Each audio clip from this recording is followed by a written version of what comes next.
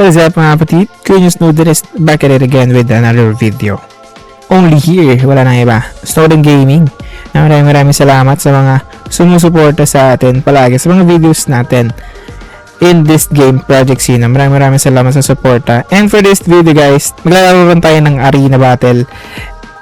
So currently, we have 3,500 trophies, no? Medyo hard stock tayo dahil ang hirap na ng mga kalaban dito sa 3,500 dahil ang gaganda na ng kanilang mga NFTs. Also, ang tataas na ng level.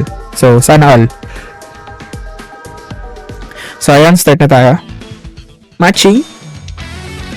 Alright, kalaban natin, meron siyang 3,573 trophies.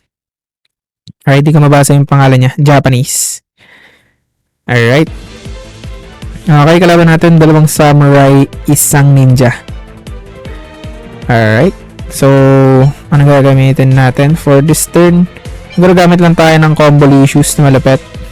So, burst natin tong malaking HP na to. So, makikita nyo guys, bago na, mga kapatid, bago na yung ating lineup. Meron tayong ninja, meron tayong breaker, and meron tayong psychic, no? So, burst gaming kasi yung ginagawa natin, no? Bursting. Alright, ang sakit ng critical nan, pare ko eh. Sobrang sakit. Alright, next one, ang tira natin. Parang gusto ko na itong gamitin. Kasi gusto niya tayong i-burst eh. Binaburst niya na yung ninja ko. So, might as well gamitin na natin yung skill card ni ninja para maximize na natin.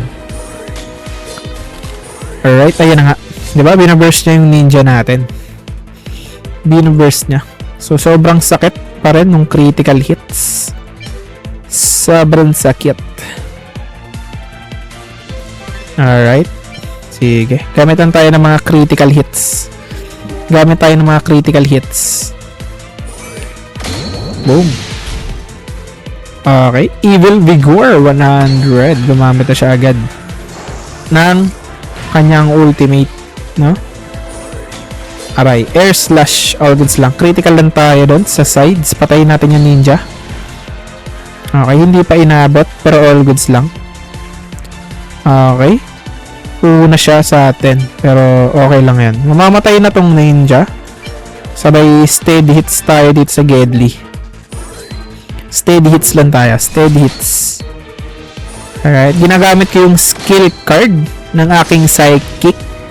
Bakit? Para bumilis siya. Kasi every time na gumagamit tayo ng skill card, sa psychic ko bumibilis siya. No? So as you can see, nauna na tayo sa kanya. Alright. So pwede na natin. Uy! Grabe naman yarn. Nag-surrenderist. Bakit ka naman nag-surrenderist, pare ko eh? Bakit ka naman nag-surrenderist? Alright. Nag-surrender si pare ko. Okay, next battle agad tayo.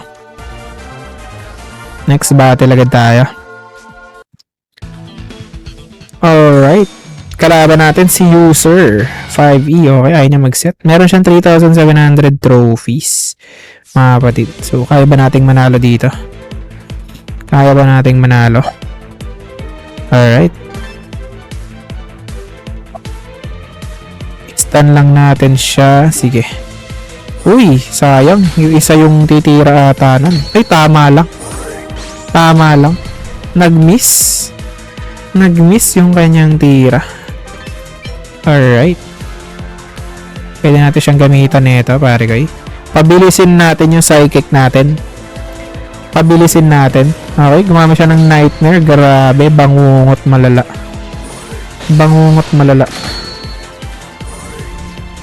Bang! Fireball, grabe nga iron. Alright, combo natin to. Sige, mas mabilis na tayo sa kanya kaso ang laki ng HP niya, no? So, kailangan natin siya ma-burst. Okay, gumagalo siya ng nightmare. Grabe naman. Boom! Critical hits na malupit. Okay, patayin na yan. Mamamatay na yan. Alright, sige, damage lang tayo. Bangski. Bawasan lang natin siya. Alright. Okay, deal lang tayo ng damage on both sides. Hindi pa to tumitira, no? Hindi pa siya tumitira. Hindi pa to tumitira actually, masyado.